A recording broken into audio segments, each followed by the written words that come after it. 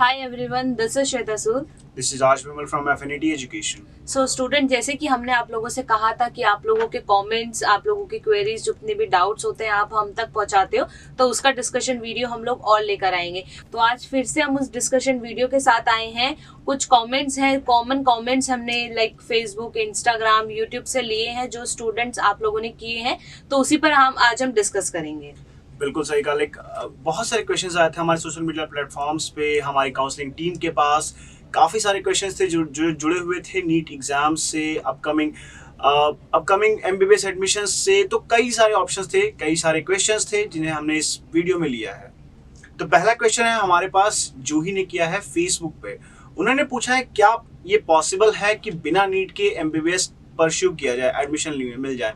तो मैम, क्या ये पॉसिबल है? बिल्कुल जूही, बिल्कुल पॉसिबल है कि आप बिना नीट के एडमिशन ले सकते हो। आप लाइक रशिया हो चाहे यूक्रेन हो, किसी भी कंट्री में आप जाकर एडमिशन ले सकते हो और वहां से आप अपनी एमबीबीएस कर सकते हो।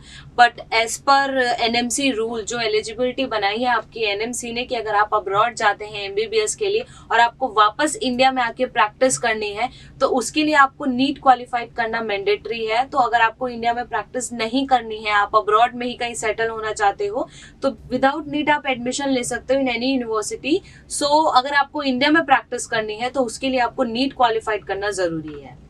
अगला क्वेश्चन विवेक ने हमसे किया है, जो इंस्टाग्राम पे उन्होंने पूछा था।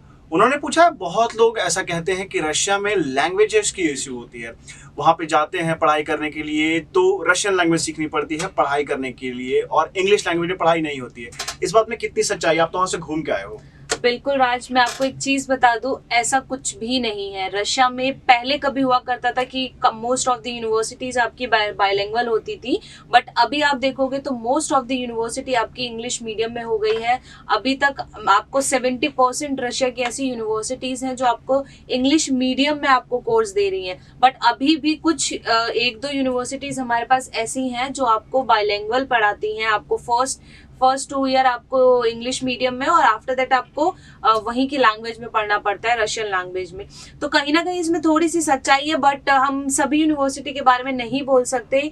हम लोग के पास टॉप यूनिवर्सिटीज हैं, टॉप 15 यूनिवर्सिटीज हम लोग रशिया में करते हैं और वो सभी ही इंग्लिश मीडियम यूनिवर्सिटी है। देखो, कहीं ना कहीं लैंग्वेज इशू आपको ऐसा लाइक पढ़ाई में नहीं आता है। आपको रिटर्न या फिर आपको एग्जाम देने हैं, ऐसा कुछ पढ़ाई में आपको लैंग्वेज का इशू नहीं आएगा। बट या एक कम्युनिकेशन लैंग्वेज है जो स्टूडेंट को सीखनी पड़ती है। वहाँ पे जब अगर कहीं जा रहे हैं, कुछ ग्रोसरी जा रहे हैं, तो वहाँ पे रशियन लैंग्वेज में कम्युनिकेट करना पड़ता है। तो ये जस्ट फॉर कम्युनिकेशन का है कि आपको वहाँ की लैंग्वेज सीखनी पड़ती है और फर्स्ट ईयर में आई गेस सीख जाते हैं। हम लोग खुद जाकर मतलब हफ्ता 10 दिन रुकते हैं, तो उसमें भी हम लोग बहुत रशियन सीख जाते हैं। तो आप लोग तो वहाँ पे पूरे 6 साल रहोगे, तो इजी है रशियन लैंग्वेज सीखना। अगला क्वेश्चन है मैम, विनायक कृष्णा ने पूछा है, इंस्टाग्राम पे पूछा है। उनका सवाल ये था कि क्या हम अगर इंडिया के बाहर इंटर्नशिप कर रहे हैं तो क्या वो इंटर्नशिप की डिग्री या फिर सर्टिफिकेट वो इंडिया में वैलिड होगी या नहीं होगी? विनायक, मैं आपको एक चीज बता दूं, जो इंटर्नशिप आप कर आते हो किसी भी कंट्री से, देखो सबसे पहली बात तो ये है कि इंडिया में सिर्फ इंडिया की ही इंटर्नशिप वैलिड है।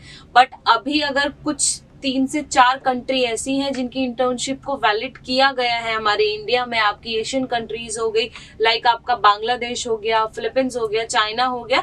तो ये कुछ ऐसी कंट्रीज हैं जिनकी इंटर्नशिप वैलिड करी हुई है कि आप अगर वहां से एमबीबीएस कर आ रहे हो, वहां पे आपने अपना 1 साल एक्स्ट्रा दिया है इंटर्नशिप के लिए, तो आप इंडिया में आपको इंटर्नशिप करने की जरूरत नहीं है। अदरवाइज आप कहीं और से इंटर्नशिप कर रहे हो, चाहे आप 5 साल, 6 साल, 7 साल आप वहां पे लगा कर आ रहे हो, बट दैट इज मैंडेटरी कि आपको इंडिया में 1 साल की इंटर्नशिप करनी पड़ेगी। और ये अच्छी चीज है कि आपको एटलीस्ट इंडिया में इंटर्नशिप कर रहे हो आप वापस आ गए, क्योंकि देखो बहुत सी चीजें ऐसी हैं जो हमें सेम इंडिया जैसी नहीं मिलती। अगर आपको इंडिया में ही प्रैक्टिस करना है, इंडिया में ही एज अ डॉक्टर वर्क करना है, तो आपको यहाँ पे इंटर्नशिप करना वैलिड है। और ये इवन आप कुछ चीज देखिए कि आप बाहर जब आप अपना स्टडी करते हो तो कुछ बहुत सी चीजें ऐसी हैं जो आपको इंडिया की वहां नहीं मिल पाएंगी। अगर हम बात करेंगे जैसे डिजीज, बहुत डिफरेंसेस होती है डिजीज में। आप देखोगे कि हमारे जैसे इंडिया में बाढ़ आती, इन्फेक्शन होते हैं, तो बाहर आपको वो प्रैक्टिस नहीं मिल पाएगी। दूसरा है आपका ट्रॉमा केसेस आपको बाहर नहीं मिल पाएंगे। तो ये सब चीजों के लिए इवन मैं सभी को सजेस्ट करूंगी कि आप किसी भी कंट्री से एमबीबीएस कर आ रहे हो तो आप इंडिया में एटलीस्ट 6 मंथ की इंटर्नशिप जरूर करें। जिससे यहाँ की चीजें समझ में आएंगी कि पेशेंट Exactly. फ्लो क्या है। राइट। एग्जैक्टली। सो अगला सवाल है पुनीत का। पुनीत ने हमसे यूट्यूब कमेंट में पूछा था कि इंडिया में एडमिशन करवाना सही होगा, इंडिया के बाहर एडमिशन करना सही होगा, क्या बेहतर है दोनों में, एमबीबीएस इंडिया और अब्रॉड? पुनीत, मैं आपको एक चीज बता दूं, देखिए क्वेश्चन आपका काफी अच्छा है, आपने जो कमेंट किया है मतलब काफी स्टूडेंट के डाउट्स क्लियर हो जाएंगे इस कमेंट से। देखो डिपेंड करता है हमारी अपनी पर्सनल रिक्वायरमेंट्स पर कि हम लोगों को कैसी यूनिवर्सिटी चाहिए, कैसा इन्वायरमेंट चाहिए। ऑब्वियसली हर किसी स्टूडेंट के पास उतना पैसा नहीं होता है कि आप एक प्राइवेट कॉलेज में एडमिशन ले रहे हो इंडिया में, जहां पर आप 70-80 या 1 CR तक आप पे कर रहे हो अपनी फीस। बट बहुत से स्टूडेंट, इवन मोस्टली स्टूडेंट हमारे पास ऐसे हैं जिनका बजट ही उतना नहीं हो पाता है और वो या तो ड्रॉप कर लेते हैं या फिर दोबारा ट्राई करते हैं, तो ये सॉल्यूशन नहीं है। अगर आपके पास अब्रॉड का ऑप्शन अवेलेबल है तो आप अब्रॉड का ऑप्शन ग्रैब करो, आप एडमिशन लो। अगर आपकी अफोर्डेबल फीस है कि आप अफोर्ड कर पा रहे हो इजीली 20 से 25 लाख में आप अपनी एमबीबीएस कंप्लीट कर रहे हो, तो that is really nice. And दूसरी चीज ये है कि आप खुद सोचो, इवन अगर आपको इंडिया में कोई गवर्नमेंट कॉलेज मिल रहा है तो वो बहुत अच्छी चीज है। मैं खुद आपको सजेस्ट करूंगी हम लोग कि आप इंडिया में ही एडमिशन लो, बिकॉज वी आर इंडियंस, तो फर्स्ट प्रायोरिटी हमारी इंडिया होनी चाहिए। और आप खुद नीट में इतना अच्छा स्कोर करके रैंक लाकर अगर आप इंडिया में आपको गवर्नमेंट कॉलेज मिल रहा है तो ये अच्छी चीज है। बट आप प्राइवेट के लिए अगर प्लान कर रहे हो तो कहीं ना कहीं हमारा ये मानना है कि प्राइवेट कॉलेज से बेटर आपके पास अब्रॉड की यूनिवर्सिटीज हैं, गवर्नमेंट यूनिवर्सिटीज हैं। आप देखोगे कि हमारी एक भी प्राइवेट कॉलेज आपका WHO से अप्रूव नहीं है, पर हमारे पास अभी तक जितने भी यूनिवर्सिटीज हैं सभी WHO से अप्रूव्ड यूनिवर्सिटीज हैं और आपको एक अच्छा एक्सप्लोजर मिलेगा, वर्ल्ड क्लास इंफ्रास्ट्रक्चर रहेगा, टॉप रैंक यूनिवर्सिटीज, अभी एम से भी अच्छी रैंक यूनिवर्सिटीज हमारे पास अवेलेबल है अब्रॉड में।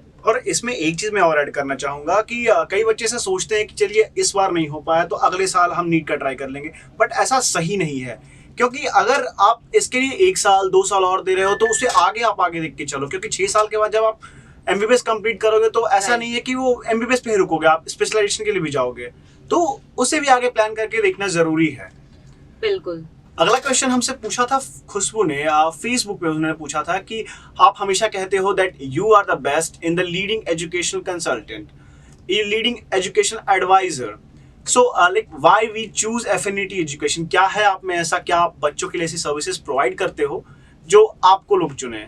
मैम बिल्कुल खुशबू, आपका क्वेश्चन बहुत ही जायज है एंड मुझे लगता है कि कोई भी स्टूडेंट होगा सबसे पहले एडमिशन लेने से पहले यही पूछेगा कि हम आपके थ्रू ही एडमिशन क्यों ले।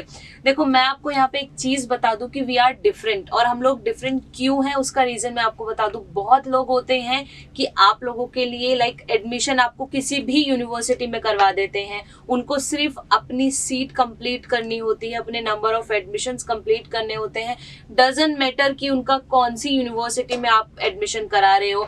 इवन कितने स्टूडेंट्स के साथ ऐसा होता है कि उनको बाद में पता लगता है कि वो कोई दूसरी ही यूनिवर्सिटी में जा रहे हैं। तो ये सब चीजें देखो एफिनिटी एजुकेशन बिल्कुल नहीं करता है। हमारे लिए फर्स्ट प्रायोरिटी आपका करियर है कि आप किस यूनिवर्सिटी में एडमिशन ले रहे हो, आपके मेजर कंसर्न्स क्या है कि उसके थ्रू आपको एडमिशन लेना है। क्योंकि आप लोग हमारे पास आते हो, हमसे एडवाइस लेते हो, काउंसलिंग लेते हो, तो कहीं ना कहीं एक ट्रस्ट आप हम पे बनाते हो, तो हम लोग आपका फ्यूचर ऐसे ही खराब नहीं कर सकते। और हम लोग बिलीव करते हैं अपनी सर्विसेज पर कि हम लोग जितने अच्छी सर्विसेज आपको दे उतना ही अच्छा रहेगा आपके लिए, क्योंकि आप हम पे ट्रस्ट करते हो। आप 1 साल नहीं, 2 साल नहीं, पूरे 5 से 6 साल के लिए वहां पे स्टडी करने के लिए जाते हो। हमारी रिस्पॉन्सिबिलिटी होती है आपकी टेक केयर करना। सो इसलिए एफिनिटी एजुकेशन एकदम डिफरेंट है दूसरे लोगों से। और एक और पॉइंट आता है कि आप जब भी अपना एडमिशन कराते हो, लोग आपसे फीस लेकर अपने पास रख लेते हैं, तो हम लोग उस चीज को अलाउ ही नहीं करते हैं। हम लोग स्टूडेंट को खुद बोलते हैं कि आप डायरेक्टली यूनिवर्सिटी में जाओ और अपनी फीस वहां पे डिपॉजिट करो। एटलीस्ट यू शुड नो कि आपकी फीस कितनी है, आप कितनी फीस सबमिट कर रहे हो वहां पे, आपको पर ईयर कितनी फीस देनी है। तो ये सब चीजें हम लोग नहीं करते हैं। बहुत लोग आपको कम पैसों में अट्रैक्ट कर लेते हैं कि आपका 50,000 में, 60,000 में, 70,000 में आपका एडमिशन करा देते हैं। वो झूठ होता है। एग्जैक्टली क्योंकि आप खुद सोचिए कि अगर आपके 60 से 70,000 हम लोग आप पे खर्च कर रहे हैं तो मार्जिन पे कोई भी काम नहीं कर सकता कि जितना हमने आपसे पे खर्च किया है उतना ही पैसा हम आपसे ले रहे हैं। तो आई डोंट थिंक सो कि हम लोग यहाँ पे क्यों बैठे हैं और कहाँ हम लोग ग्रोथ कर रहे हैं। तो ये लोग सिर्फ अट्रैक्ट करते हैं, बहुत से एजेंट, बहुत सी कंसल्टेंसीज ऐसी होती है जो सिर्फ एक अट्रैक्शन आपको देती है कि आप कम फीस आपको बता दिए, आपका एडमिशन करा लेते हैं, बाद में आपको प्रॉब्लम फेसेस करनी पड़ती है जब आप यूनिवर्सिटी जाते हो, हिडन चार्जेस आते हैं उनके पास।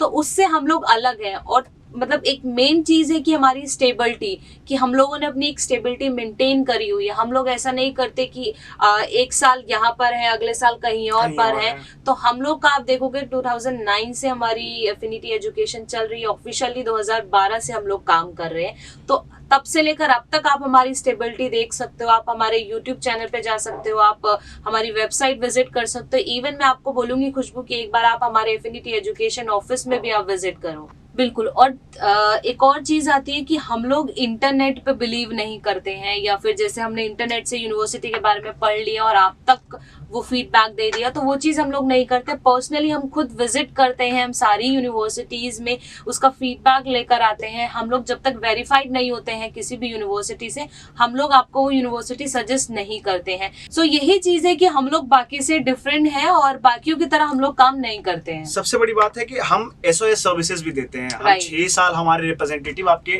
कैंपस में अवेलेबल होंगे। कोई भी दिक्कत होती है आप उनसे कांटेक्ट करेंगे और प्रॉब्लम मिनटों में सॉल्व। बिल्कुल। हमारे पास आज कुछ ये कॉमन कमेंट्स थे जो हमने आज डिस्कस करे हैं। और भी हमारे पास कमेंट्स हैं जो हम नेक्स्ट पार्ट में आपको दिखाएंगे। सो स्टूडेंट, और भी आपको कोई डाउट होता है related to MBBS India, MBBS abroad, या फिर किसी पर्टिकुलर यूनिवर्सिटी से या कंट्री का, तो कमेंट सेक्शन पे आप हमें मेंशन कर सकते हो। हमारा नंबर आपको फ्लैश हो रहा होगा, उस पर कॉल करके आप हमारे काउंसलर से रीच आउट कर सकते हो for any queries. So student, like this video, share this video, and do subscribe for the more latest update related to MBBS admissions, MBBS studies. Thank you.